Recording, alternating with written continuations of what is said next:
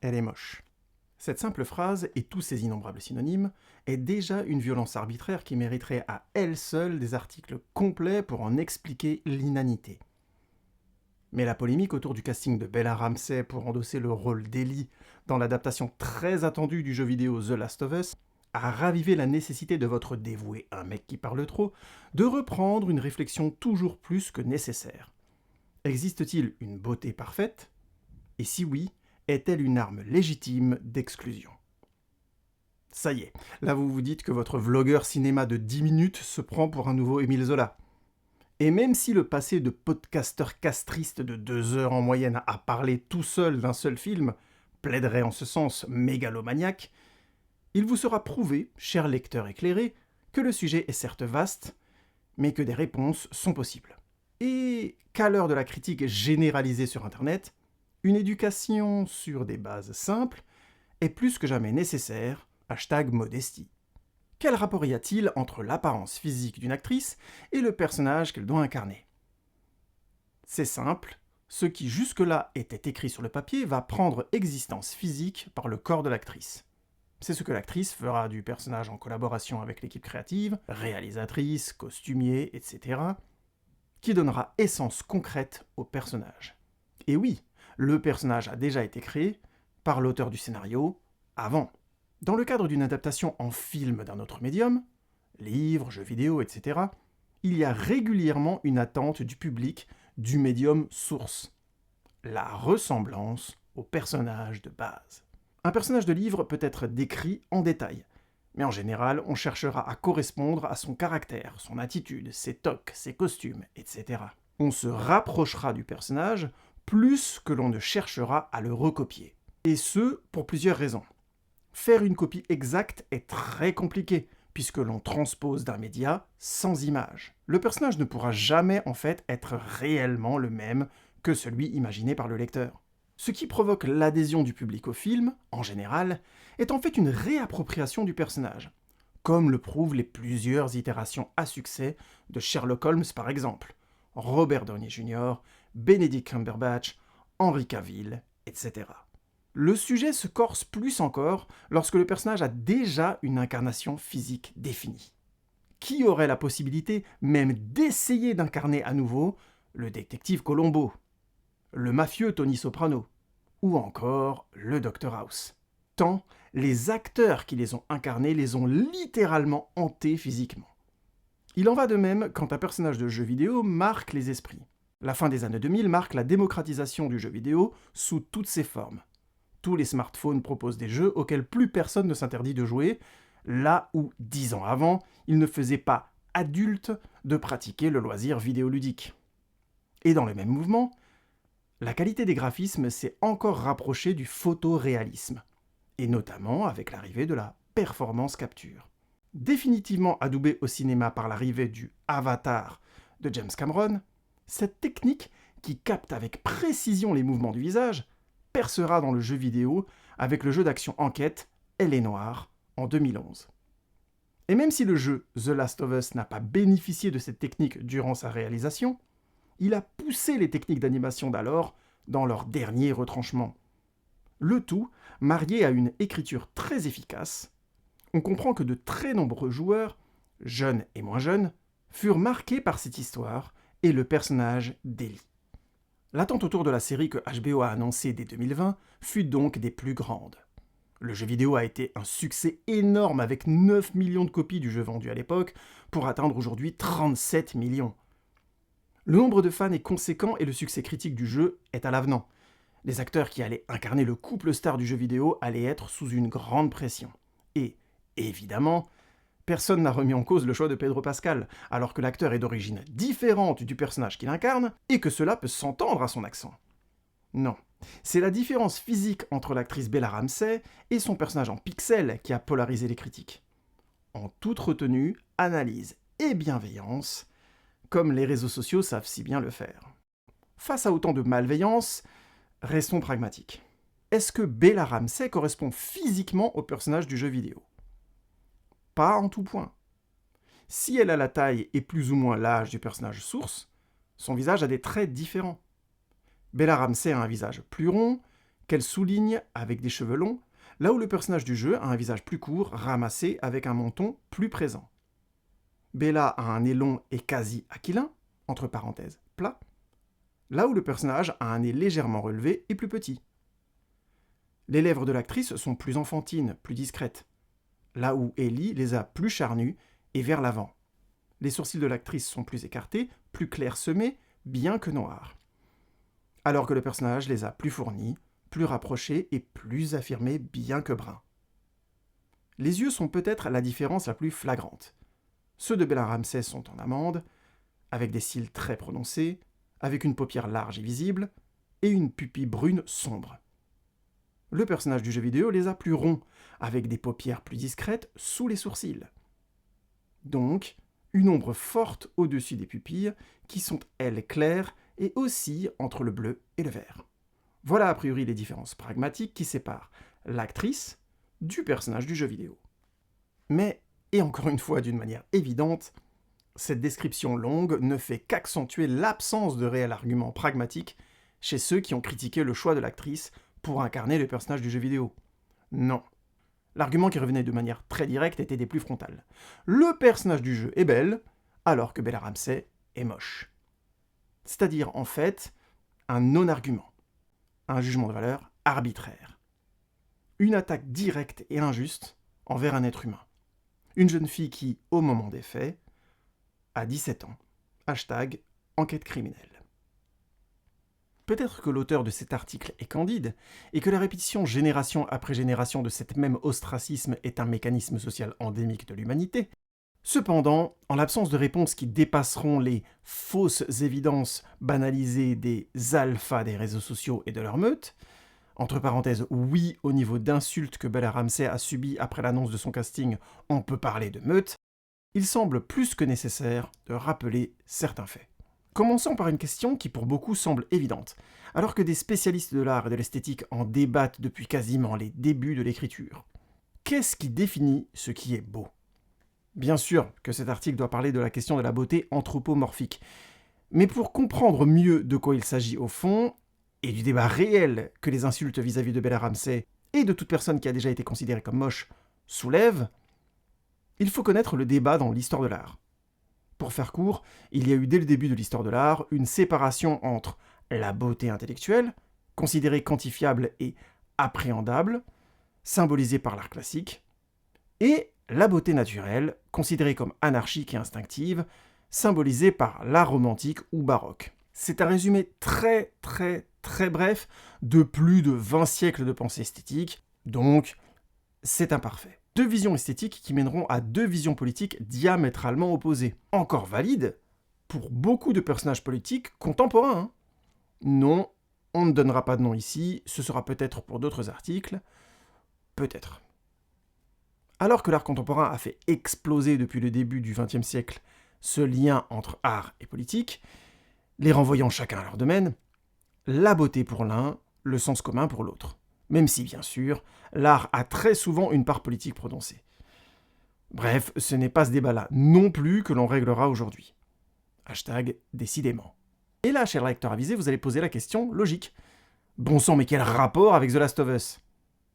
Et un mec qui parle trop te répond avec malice et complicité, j'y viens. On ne choquera personne ici en disant que l'art contemporain, une très grande majorité de la population s'en fiche complètement. Hashtag Balek. Et même si l'aspect prétentieux, abrupt, voire souvent de prime abord abscon de l'art contemporain peut rebuter, il est malgré tout dommage que sa perception de la beauté ne soit pas plus partagée.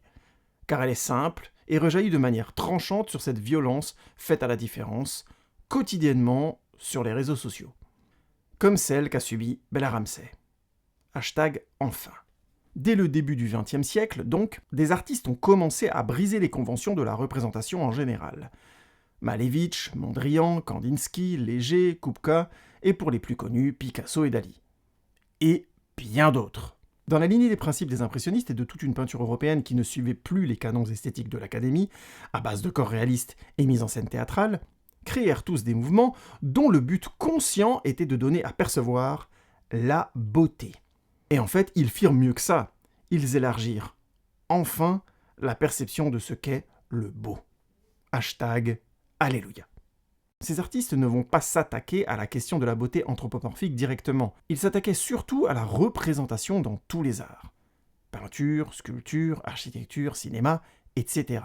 Mais leur succès critique, puis les années passant, populaire, a élargi la connaissance visuelle de tout le monde en fait. La définition du beau est devenue une perception du beau. Cependant, dans le domaine de la beauté du corps féminin, ou plutôt de sa perception, la haute couture va complètement investir la question en instituant des codes pour en maîtriser l'expression. Définir pour le corps féminin ce qui est beau, et donc ce qui est laid. À partir de cette période post-Seconde Guerre mondiale, l'explosion de la culture de l'image, avec l'arrivée des magazines, de la télévision, et plus récemment des réseaux sociaux et de leur culture de l'autoportrait omnipotent, va continuer ce que la haute couture puis la mode auront érigé en principe social. Établir des codes qui astreignent, circonscrivent, limitent la définition de la beauté, mais surtout, historiquement, de la beauté féminine. Systématiquement avec un critère très fort de luxe en première ligne. Ce qui est beau est rare, ce qui est rare est cher, et ce qui est cher ne peut être obtenu que par une élite. Cet établissement d'abord et avant tout de classe ne va pas se baser uniquement sur une idéologie de la richesse, mais bien aussi sur des frustrations savamment alimentées. Hashtag lutte des classes, hashtag où avoir la classe. Alimenté avec abondance et même surabondance depuis le début du XXIe siècle par la lutte financière sans limite et son outil d'attraction numéro 1, la publicité, entre parenthèses, le budget mondial de la publicité en 2022 est d'environ 738 milliards d'euros, je ferme la parenthèse, la frustration de ne pas correspondre à la beauté parfaite s'est doublée de codes visant à la rendre toujours plus inaccessible. Par exemple, au début des années 70, il suffisait d'être maigre et d'avoir de l'argent pour être considéré comme beau. Alors qu'aujourd'hui, il faut être musclé et sec. Entre parenthèses, non plus maigre et donc malade, berk. Et il faut étaler sa richesse sur les réseaux sociaux pour correspondre au hashtag Instagram de la beauté. Comme Frédéric Becbédé l'avouait déjà au début des années 2000 dans son livre 99 francs, psychanalysant son passé de publicitaire, quand vous aurez enfin acheté cette voiture que vous avez mis des années à économiser afin de vous l'offrir, je l'aurais déjà démodé. Et il en va de même pour les canons de beauté. La chirurgie esthétique, hors de prix dans les années 90, est devenue aujourd'hui accessible, ne suffit plus face à l'omnipotence du corps hypersportif et sous régime alimentaire constant. Aux moyens financiers, c'est donc juxtaposer le luxe d'avoir le temps. Et donc le devoir de s'entraîner. Hashtag personne n'est assez beau. Évidemment, il y a des éléments vrais qui se glissent dans cette mécanique de destruction et qui la rendent bien plus pernicieuse. Le sport et un régime équilibré sont une source de santé et de bien-être. Avoir plus de moyens permet de modérer le stress au quotidien et donc de se sentir mieux. Tout cela est évident. Mais il s'agit bien du mécanisme qui utilise ces vérités simples qui est le vrai coupable ici. Transformer des indications de bien-être en objectifs obligatoires, en injonctions, telle est la magie de cette hypocrisie. Il est impossible de faire partir tout le monde sur la même ligne de départ. Les moyens financiers, le statut social, le milieu social, la race, le genre, et tout ce qui nous différencie en fait, peuvent devenir autant d'éléments qui reculent notre ligne de départ à des années-lumière de ceux de nos concurrents. L'accès à la beauté, ou plutôt aux critères arbitraux de cette beauté, sont donc par définition discriminatoires et injustes. Et nous voilà donc revenus à Bella Ramsey et Ellie. Hashtag enfin, hashtag il était temps. Les attaques concentrées sur l'actrice sont d'abord dues à une éducation surnoise de la publicité et des médias. Dès leur plus jeune âge, les joueurs de jeux vidéo The Last of Us ont été biberonnés à des stéréotypes, des archétypes de la beauté. Archétypes qui vont bien sûr piocher vers l'éveil sexuel et le désir naissant de cette jeunesse. Avec en tête de proue, rien de moins que les films de super-héros Marvel. Et oui, je suis moi-même un grand fan du MCU, mais force est d'admettre que j'avais déjà 30 ans lorsque cet univers a décollé. J'avais suivi un cursus artistique qui m'a armé contre les stéréotypes arbitraires de beauté matraqués insidieusement par la mode, la télévision et le cinéma. Je pouvais donc faire le travail de recul face aux muscles beefcake des Thor et autres Hulk, ou face aux tenues moulantes de Black Widow. Je savais mettre de côté l'hypocrisie du respect de l'œuvre originale, entre parenthèses, ou des comics américains en général, où les corps étaient des corps de divinités grecques, fermons la parenthèse, qui en fait servaient à nouveau les stéréotypes hypertrophiés du Übermensch et de la femme objet sexuel. Et, aux réactions écrites sur les articles suivant le choix de Bella Ramsey dans le rôle d'Ellie, il est clair que la jeune génération, mais pas seulement, n'a pas su s'en protéger. Les films Marvel sont tellement populaires qu'ils ont évidemment une responsabilité sur ces archétypes caricaturaux. Mais bien sûr, les réseaux sociaux, et notamment Instagram, premier lieu des jeunes de moins de 15 ans connectés en 2020, ont encore renforcé les modèles des corps musclés et hypersexualisés, en vendant cette valeur sociale encore plus frontalement comme une valeur marchande. Jusqu'à la dérive les plus obscures, avec les sites comme OnlyFans et tous ses cousins malades. Hashtag « je est un produit ». Et oui, désormais, la moindre photo populaire de soi est un vecteur potentiel de richesse, de gains pragmatiques. En correspondant au canon de beauté du cinéma et des réseaux sociaux, entre parenthèses et donc de l'époque, on obtient même le pouvoir de l'argent.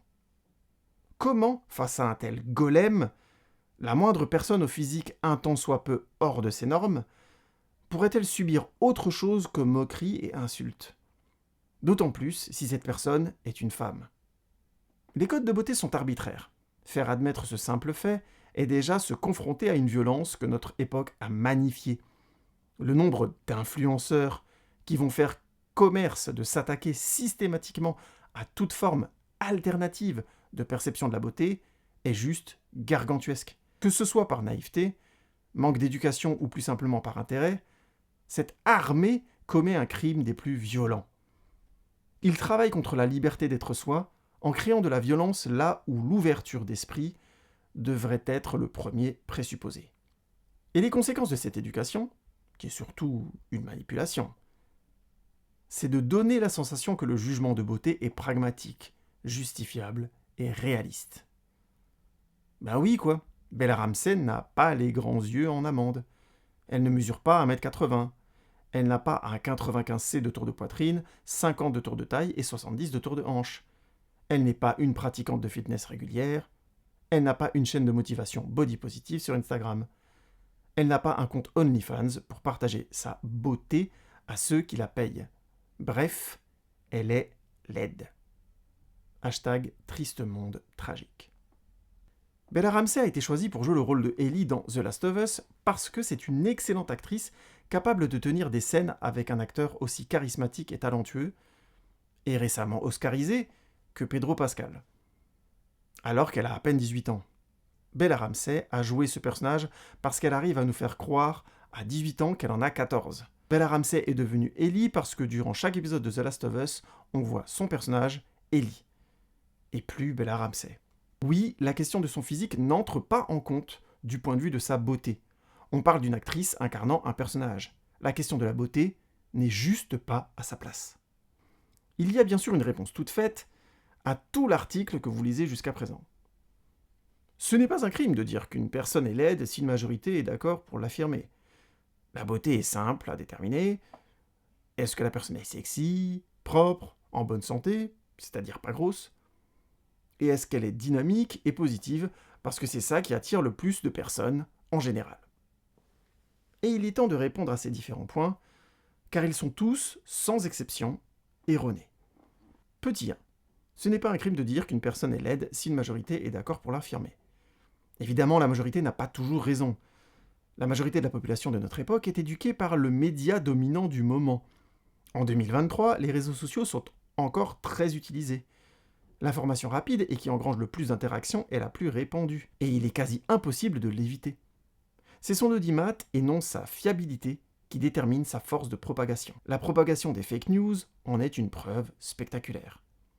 En 2023, à la télévision française, l'émission la plus regardée, Touche pas à mon poste, fait l'objet d'une surveillance accrue de l'Arcom, l'autorité de régulation de la communication audiovisuelle et numérique, ainsi que tout le groupe télévisuel C8, dont il fait partie, suite à un recours posé par Reporters sans frontières concernant l'obligation en matière de pluralisme et d'indépendance de l'information.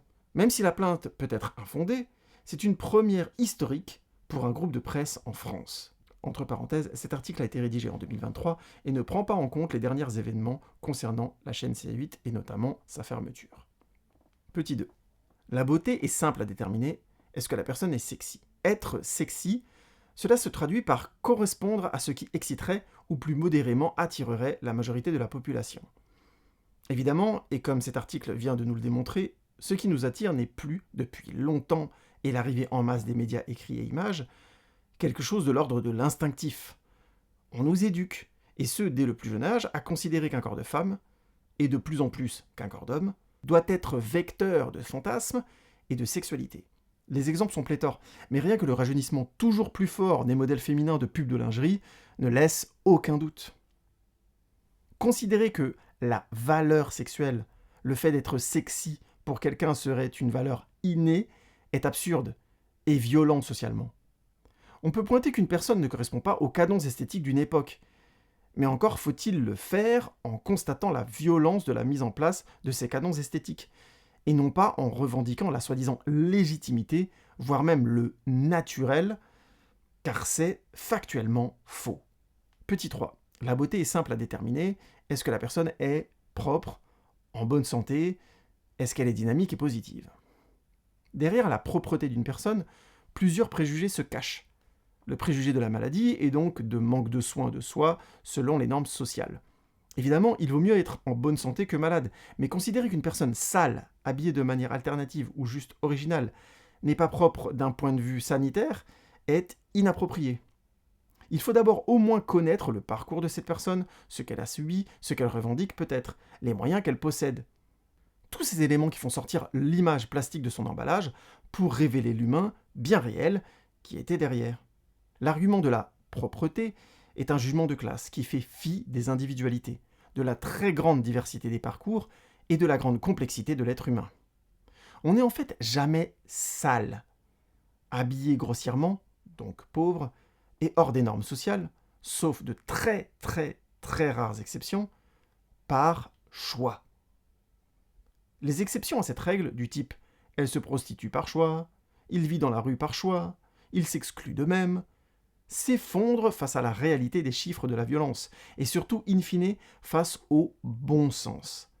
Personne n'aime avoir faim, avoir froid, être malade, subir de la violence physique ou symbolique, ou et être exclu de la communauté humaine. Et last but not least, l'ostracisme vis-à-vis du fait d'être en surpoids.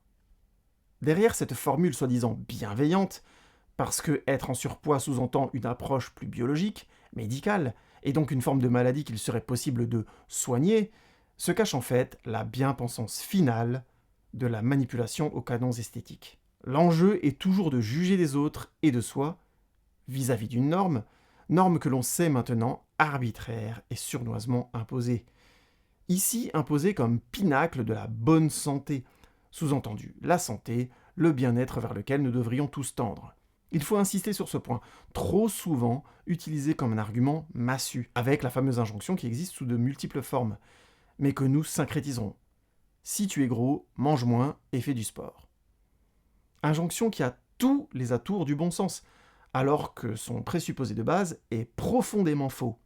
Nous ne sommes pas tous des mannequins dont il suffit de prendre soin pour développer un corps parfait et une santé de fer. Encore une fois, au sein de la lutte sociale, nous ne partons pas tous à la même distance de la ligne d'arrivée. Au canon d'une époque, taille, corpulence, couleur des cheveux, de la peau, etc., les accidents peuvent marquer notre corps et notre psychologie. Nos échecs peuvent être parfois arbitraires. Le hasard peut aussi marquer notre trajet, etc. Les raisons qui éloignent une personne des canons esthétiques d'une époque sont innombrables. Ils ne peuvent, par pure évidence, être balayés par l'argument destructeur social par essence « la vie est dure pour tout le monde, il suffit de se bouger ». Argument profondément faux, car asséné par deux catégories de personnes précises. Ceux qui ont réussi et qui considèrent que leur réussite est uniquement due à leur persévérance, idée absurde pour de multiples raisons, le contexte sociologique, géographique, émotionnel, etc. Mais le simple élément du hasard retourne complètement cet argument déterministe. Si on maîtrisait les accidents par notre seule volonté, il n'y aurait plus d'accidents. CQFD. Réussir demande de ne pas subir trop d'accidents sur son trajet, donc d'avoir par définition de la chance. La chance, par définition, ne se maîtrise pas, donc CQFD 2. Hashtag le retour. Et ceux qui n'ont pas réussi et considèrent que c'est leur faute. Encore une fois, cette idée déterministe est absurde pour le même argument que ci-dessus. CQFD 3. Hashtag épisode final. Chers lecteurs, vous avez déjà compris à quel point tout ceci est absurde et par bien des atours surnois. Mais il fallait répondre une bonne fois le plus clairement possible à ces arguments fallacieux, encore trop répandus et assénés comme des vérités qu'ils ne sont absolument pas. Hashtag un fait est un fait. Mais pour revenir à notre événement de base, et enfin clore ce beaucoup trop long article, hashtag merci pour la lecture et l'écoute, un mec qui parle trop a lui-même joué et beaucoup apprécié le jeu vidéo The Last of Us 1. Et il a surtout beaucoup apprécié comment le jeu prenait son temps pour réinstaller la relation entre Ellie et Joel, les deux protagonistes principaux. Cette application a laissé le temps aux joueurs de traverser leur relationnel par l'épreuve du temps, savamment découpé par un gameplay de survival horror action simple et efficace, a été une des clés du succès public du premier jeu The Last of Us. Au-delà de la prestation de Bella Ramsey, le vocabulaire de la série, plus volontiers empressé sur le couple star, n'a pas aidé à l'acceptation de l'actrice dans le rôle. Même en tenant compte des spécificités du médium sériel, la série semble courir, laisse peu de temps au plan de respirer. Ce qui est étrange, venant d'un jeu AAA qui savait autant prendre son temps, mais aussi du co-créateur Craig Mazin, créateur de l'excellente série Tchernobyl, qui savait mettre en place une tension et la faire durer. Cette différence de rythme, même mise à l'aune des différences de médias, participe fortement à déprécier le jeu de Bella Ramsey. Alors qu'en fait, c'est plus la différence de traduction de ce relationnel entre les deux médias qui est, me semble-t-il, en cause. Oui, cela faisait longtemps que votre cher « un mec qui parle trop » voulait aborder cette question de la violence des canons esthétiques d'une époque. Et peut-être que cette polémique autour du personnage d'Ellie a été, un peu, un prétexte pour aller plus loin que le débat de base. Mais les polémiques successives sur le physique des acteurs renvoient à toutes ces questions fondamentales de l'acceptation de l'autre. Car les réseaux sociaux ont fait exploser les preuves de violence symbolique faites à la différence et notamment physique. Le sujet est trop vaste pour être abordé ici, mais sachez que le terme « woke » est une invention de ceux qui s'opposent à ce mouvement. En fait, « woke » est un terme dénigrant pour disqualifier toutes les luttes contre la discrimination physique, religieuse, raciale, etc. Vous ne trouverez que des personnes très naïves, ou naïvement provocatrices, pour se qualifier elles-mêmes de « woke ». Parce que les luttes contre la discrimination sont vastes et possèdent chacune des enjeux complexes et précis. Les réunir sous un seul mot est discriminant, réducteur et factuellement faux. La lutte contre l'homophobie a des enjeux de société plus vastes que la lutte contre la possibilité de se qualifier soi-même de licorne. Même si la liberté de se qualifier telle qu'on le souhaite n'est évidemment pas attaquable. L'histoire passée et contemporaine a prouvé l'importance des systèmes sociaux qui stigmatisent, excluent, voire condamnent l'homosexualité. Ce qui n'est pas le cas de la qualification de genre licorne, et de bien d'autres qualifications de genre. Cela ne veut pas dire qu'une lutte est plus essentielle que l'autre, mais bien de faire le constat qu'elles ont des enjeux spécifiques, complexes et éminemment différents. Et que les réunir sous le terme « woke » est une hérésie sémantique, au mieux. Un mec qui parle trop se prend trop au sérieux ? Peut-être. Est-ce que le désir ou non des fans du jeu vidéo pour la Ellie virtuelle et pas pour la Ellie de la série est vraiment une question d'éducation morale ? Ne sommes-nous pas face à l'impossible débat du désir magnétique, indépassable appel qu'aucune morale ne saura jamais modérer ? Quand on te propose la cuisson de ton steak, te sens-tu libre de répondre saignant alors que tu l'aimes bien cuit ? Oui, cela paraît stupide de vouloir discuter nos impulsions. Après tout, cet article ne vous fera pas aimer Bella Ramsey, si tel n'est pas le cas au début de la lecture de cet article, non ? Et si cet article n'avait rien à voir avec le fait d'aimer ou pas ? Et si cet article n'avait rien à voir avec vous, ou un mec qui parle trop, mais l'autre, autrui ? Et si finalement, tout ce que vous venez de lire n'était qu'une longue, unique question ? serais-je prêt à accepter que l'on me refuse le droit d'exister? Et si la réponse est non, vous savez ce que vous avez à faire.